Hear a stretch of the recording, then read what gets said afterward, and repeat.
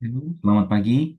Pagi ini kita akan eh, mendengarkan satu paparan tentang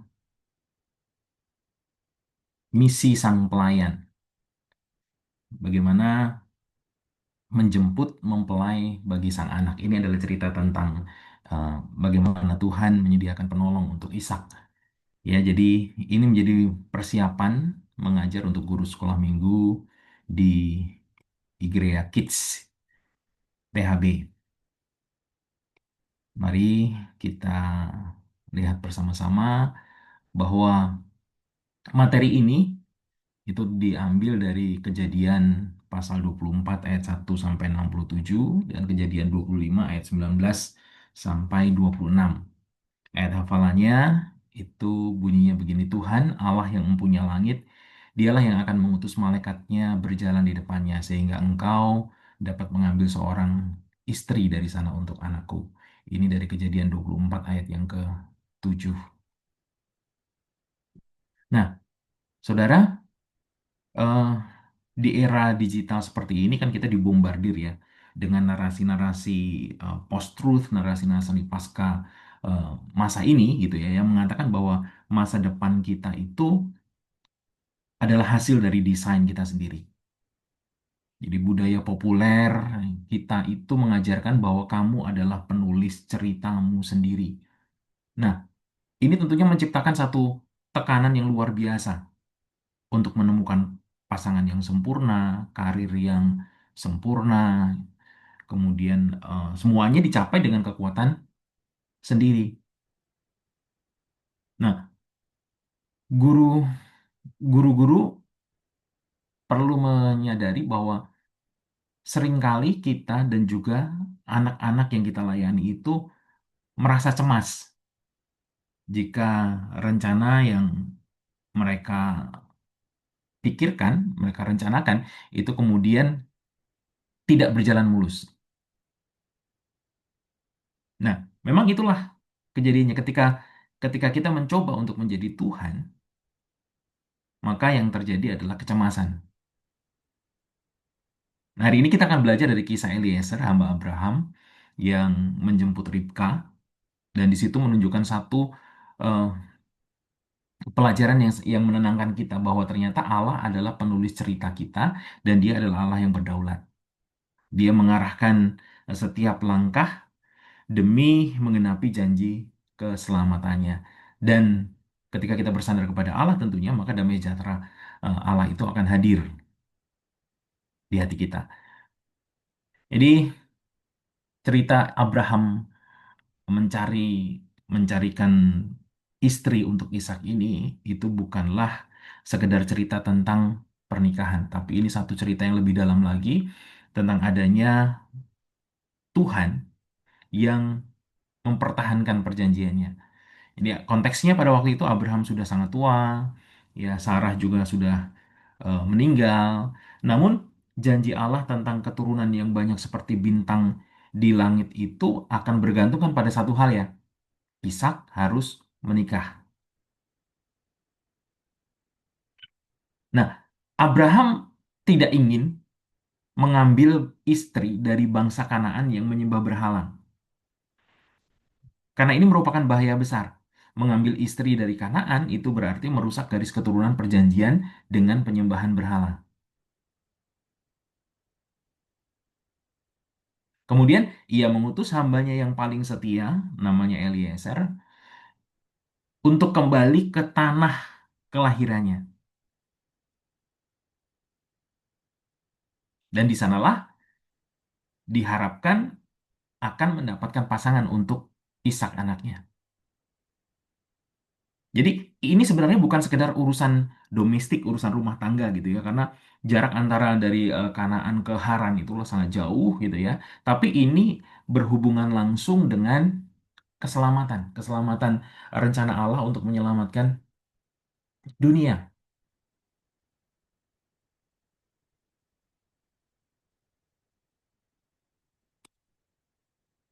Nah, kita akan belajar 3 poin di sini. Yang pertama, kita melihat kedaulatan Allah di tengah ketidakpastian. Nah, dunia kita kan seringkali terjebak dalam rasa takut ya. Kalau tidak rasa takut, ya kesombongan. Jadi kita berpikir jika kita tidak mengontrol setiap detil, maka semuanya akan hancur. Kalau ini kita tidak atur seperti ini gitu ya, maka semuanya bisa hancur. Nah, dalam Kejadian 24 yang kita pelajari, Abraham itu tidak mengandalkan strategi negosiasi yang hebat gitu ya. Tidak, tapi ia bersandar pada janji Allah. Dia menyandarkan dirinya kepada janji Allah. Janji Allah yang telah memberikan Ishak secara ajaib. Abraham tahu bahwa rencana Allah tidak bisa gagal karena Allah telah mengikatkan dirinya dalam perjanjian.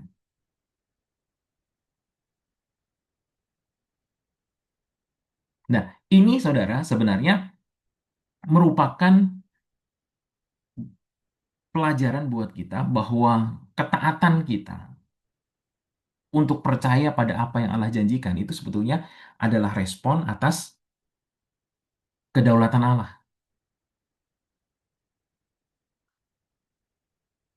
Respon manusia atas kedaulatan Allah. Jadi, hamba Abraham pun tadi belajar ya. Sama seperti Abraham, dia coba tidak mengandalkan kepintarannya sendiri. Ia berdoa meminta tanda dari Tuhan. Jadi kalau ditulis oleh John Piper itu bahwa Allah tidak hanya berdaulat atas hal-hal besar. Allah berdaulat dalam detil terkecil dalam hidup kita. Allah berdaulat atas segala sesuatu. Sehingga saat Ribka muncul untuk menawarkan air, itu bukan hanya sebetulnya bukan hanya ke, kepada muncul kepada hamba itu dan juga kepada 10 untanya. Ini bukan sebuah kebetulan. Ini adalah pekerjaan tangan Tuhan yang tidak terlihat. Ada tangan Tuhan yang tidak terlihat di situ yang mengatur setiap detil dengan kecil. Jadi kita tidak butuh sekedar keberuntungan. Sama seperti budaya kita masa kini ya.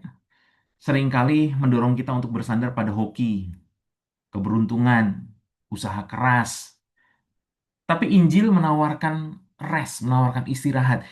Bahwa kita seringkali jatuh pada sikap merasa bisa mengatur Tuhan. Berpikir begini, jika kita rajin ibadah, maka Tuhan wajib memberi kita sukses. Jika kita rajin melayani, maka Tuhan wajib memberkati kita. Allah peduli pada setiap hal kecil bahkan terkecil di dalam kehidupan kita. Sehingga ketaatan, kalau bicara di sini, ketaatan hamba Abraham itu adalah respon atas kedaulatan Allah.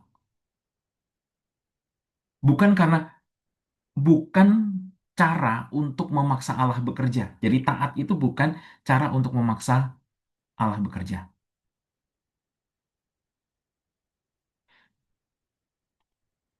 Nah, penyembahan berhala kita itu seringkali seringkali muncul ketika kita cemas akan masa depan. Sehingga kita menjadikan pasangan, ya, kenyamanan dan kepastian hidup itu sebagai berhala. Jadi ada satu momen di situ ketika hamba Abraham itu berlutut dan bersyukur setelah bertemu Ribka. Nah, ia sedang menghancurkan berhalanya di situ. Kemampuan dirinya dihancurkan. Ia menyadari bahwa misi ini berhasil semata-mata karena anugerah Tuhan.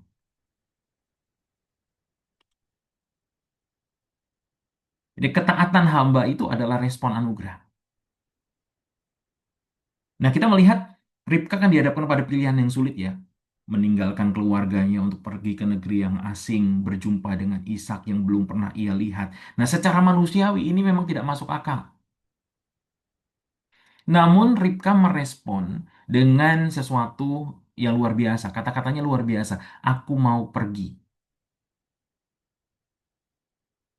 Ketaatan Ribka ini bukan upaya untuk mendapatkan berkat, melainkan inilah respons iman terhadap pekerjaan Tuhan yang sudah dinyatakan melalui hamba Abraham. Ketaatan Ribka ini lahir dari rasa aman dalam rencananya.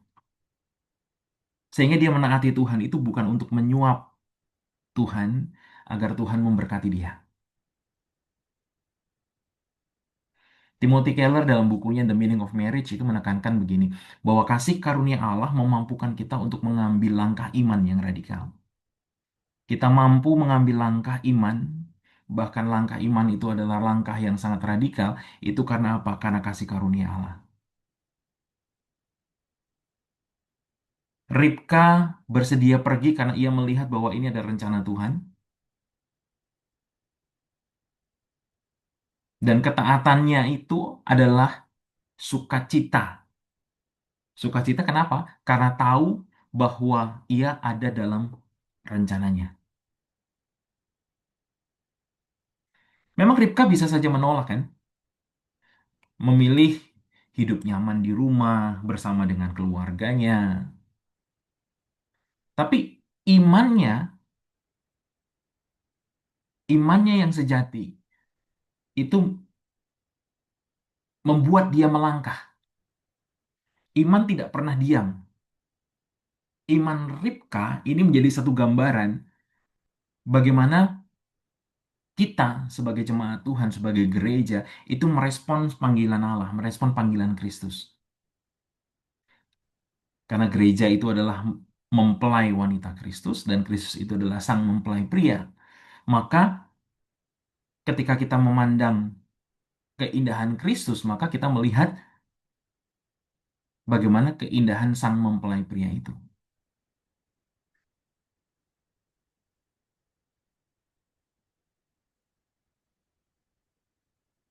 Karena inilah kita melihat gambaran Injil dalam cerita ini.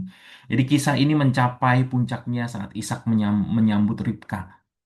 Ishak membawa Ribka ke dalam kemah ibunya dan di sana dia mencintainya. Ya, bersama-sama mereka menjadi suami istri. Tapi ada hubungan yang lebih dalam dari cerita ini. Ya, Kristus itu adalah Ishak yang sejati. Allah Bapa mengutus Roh Kudus, ya, sama seperti digambarkan dalam misi ini Eliezer diutus oleh Abraham, tapi Allah mengutus Yesus Kristus ke dalam dunia yang penuh dosa,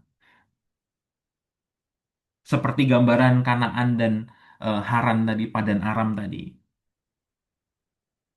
Yesus Kristus diutus ke dunia untuk menjemput sang mempelai, yaitu gereja.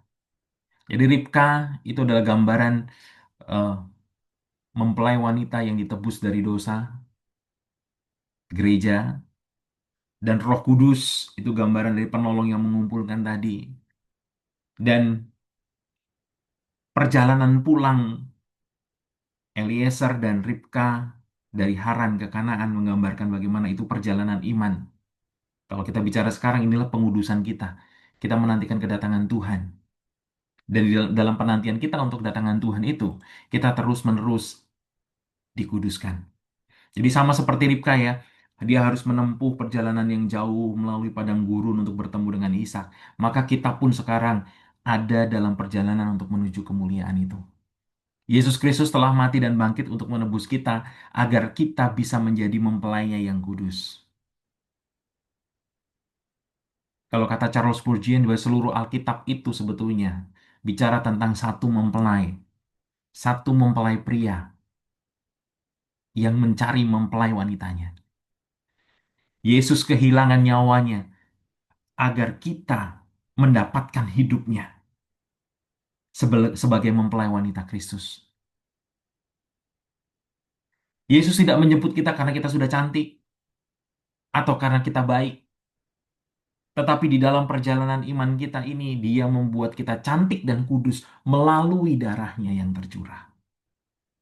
Sehingga kita dengan rela hati memandang keindahan Kristus ini, melihat keberhargaan Kristus ini, kita berhenti mencari kepuasan pada kekasih-kekasih lain saat kita sadar bahwa Sang Pangeran kita menanti kita.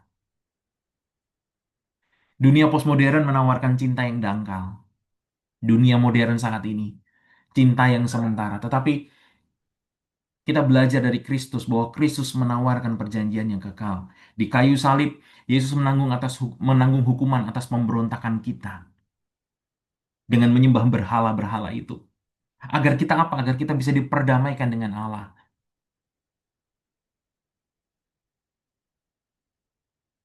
Sehingga kiranya ini membuat kita mengambil respons yang benar.